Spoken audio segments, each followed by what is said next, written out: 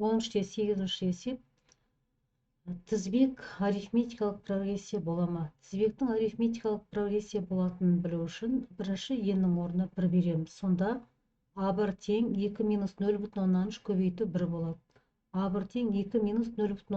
0,3-ті 1-ге көбейтсек 0,3 болды. А1 тең 1,7. 2-ден 0,3 алсақ 1,7 болады. Енді енге 2 береміз. Сонда А2 тең 2 минус 0,3 көбейту 2 болады. А2 тең 2 минус 0,6. Өйткені 0,3-ті 2-ге көбейтсек 0,6 болады. А2-ші мүшеміз 1,4-ге тең. Тағы да үшінші мүшесін көрейік.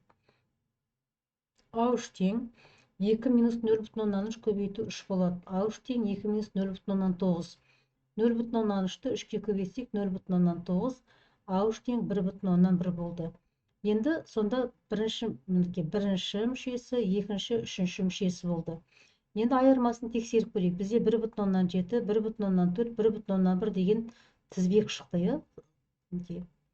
Енді айырма дегеніміз екінші мүшесіне бірінші мүшесін аламыз, екінші мүшесіне бірінші мүшесін, немесе қатар тұрған кез келген үшінші мүшесінен екінші мүшесін алуға болады.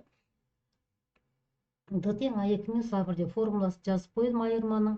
Сонда Д тең 1,4 минус 1,7 тең минус 0,3 болды. Енді 1,1 үшінші мүшесінен екінші мүшесін алсақ, үшінші мүшеміз 1,1 минус 1,4 тең минус 0,3 болды. Міне.